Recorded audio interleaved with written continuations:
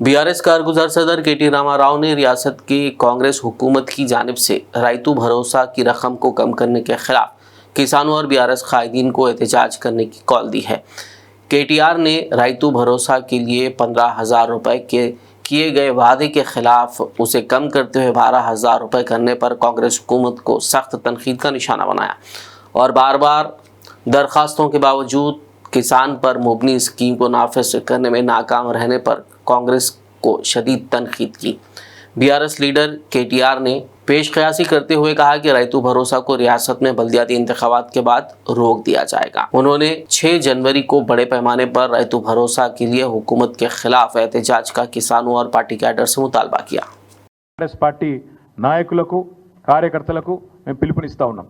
ఈ ప్రభుత్వం అబద్ధాలు చెప్పి అప్పుల పాలైన రాష్ట్రం అని దివాలాకోరు మాటలు చెప్పి తప్పించుకునే ప్రయత్నం చేస్తున్నది। ఈ లెక్కలు నేను మీకు పంపిస్తాను, ఊరూరికి పంపిస్తాం, తెలుగులో ఇంగ్లీష్లో ఎండగడదాం, అవసరమైతే ఊరూరికి ఫ్లెక్సీలు పెడదాం, ఏం జరుగుతున్నది ఈ రాష్ట్రంలో వివరంగా చెబుదాం। అందుకే ఈ రాష్ట్రంలోని రైతాంగానికి మేము చేసే విజ్ఞప్తి, వాళ్ళు ఏ మాట అయితే చెప్పారో రైతు డిక్లరేషన్లో గ్యారంటీల రూపంలో 6 గ్యారంటీల రూపంలో 100 రోజులు అని చెప్పినారో అమలయ్యేదాకా ఎంబడబడదాం। మన అసెంబ్లీ ముంగటున్న గన్ పార్క్ నుంచి మొదలు పెడితే గల్లీ దాకా, అంటే గ్రామం నుంచి మొదలు పెడితే అసెంబ్లీ దాకా ఎంబడబడదాం। ఢిల్లీలో రాజ్యసభ సభ్యులు ఉన్నారు, పార్లమెంట్లో వాళ్ళు కూడా ఎంబడబడతారు। కాంగ్రెస్ పార్టీ మాట నిలబెట్టుకోవాలని అక్కడ వారు కూడా గర్జిస్తారు। ప్రతి ఎకరానికి మీరే చెప్పారు 2 పంటలకు 15,000 ఇస్తామన్నారు, 15,000 ఇచ్చి తీరాల్సిందే। ఇవ్వకపోతే కాంగ్రెస్ నాయకులు ప్రజాక్షేత్రంలో ఎట్లా తిరుగుతారో మేము కూడా చూస్తాం। రైతులకు మేము విజ్ఞప్తి చేస్తున్నాం, పిలుపునిస్తున్నాం, ఈ నయవంచనకు పాల్పడ్డ కాంగ్రెస్ను నిలదీయండి।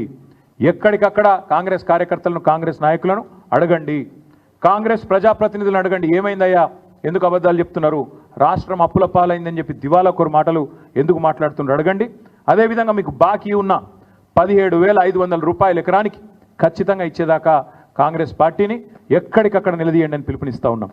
రేపు రాష్ట్ర వ్యాప్తంగా అన్ని మండలాల్లో మా పార్టీ నాయకులు, మా పార్టీ కార్యకర్తలు వివిధ రూపాల్లో రేపు జిల్లాలలో, నియోజకవర్గాలలో, మండలాల్లో ఎక్కడికక్కడ రాష్ట్ర రైతాంగానికి మద్దతుగా, సంఘీభావంగా ఈ మోసానికి వ్యతిరేకంగా నిరసనలు కార్యక్రమాలు వివిధ రూపాల్లో చేపడతాం। ఈ ప్రభుత్వం దిగొచ్చేదాకా ఈ నిరసనలు ఒక్కరోజుతో వదిలిపెట్టాం, చూస్తాం। రేపు నిరసన చెప్తాం। ప్రభుత్వం సంక్రాంతి వరకు ఏదైతే వేస్తానంటుందో రైతు భరోసా జనవరి 26 నుంచి ప్రారంభం అంటున్నారు, సంక్రాంతి తర్వాత వీళ్ళు మాట నిలుపుకుంటారా, 15,000 ఇస్తారా, ఇయ్యరా, తప్పకుండా చూస్తాం। అట్లాగే మేము గమనిస్తూ ఉన్నాం జాగ్రత్తగా, పత్తి రైతును మోసం చేసే ప్రయత్నం, కంది రైతులను మోసం చేసే ప్రయత్నం, ఎవరైతే లాంగ్ డ్యూరేషన్ క్రాప్స్ చేసే రైతులు ఉన్నారో 6-7 నెలల పంట రెండో పంట వేసుకోవడానికి అవకాశం లేని వాళ్ళను మోసం చేస్తారా, వాళ్ళకు కూడా ఇస్తారా చూస్తాం। నిన్న మొన్నటిదాకా ప్రమాణపత్రం ఇవ్వాలి రైతులు అన్నారు, మరి ప్రమాణపత్రం అడుగుతారా లేదా యథావిధిగా వేస్తారా అది కూడా గమనిస్తాం। హార్టికల్చర్ రైతులు ఉన్నారు, పామాయిల్ రైతులు, నిమ్మ, బత్తాయి, దానిమ్మ, మామిడి ఇట్లా పెద్ద ఎత్తున లక్షల ఎకరాల్లో సాగు చేస్తున్న రైతులు ఉన్నారు, వాళ్ళకు కూడా ఇస్తారా ఇయ్యరా చూస్తాం। ఉద్యోగస్తులకు ఇయ్యమని చెప్పి కోతలు పెట్టే ప్రయత్నం చేస్తూ ఉన్నారు, ఉద్యోగస్తులకు భూమితోని సంబంధాన్ని తెంపే ప్రయత్నం చేస్తున్నారు, దాన్ని కూడా తప్పకుండా కనిపెట్టుకుంటాం, వారికి కూడా ఖచ్చితంగా ఇవ్వాలని చెప్పి మేము డిమాండ్ చేస్తూ ఉన్నాం।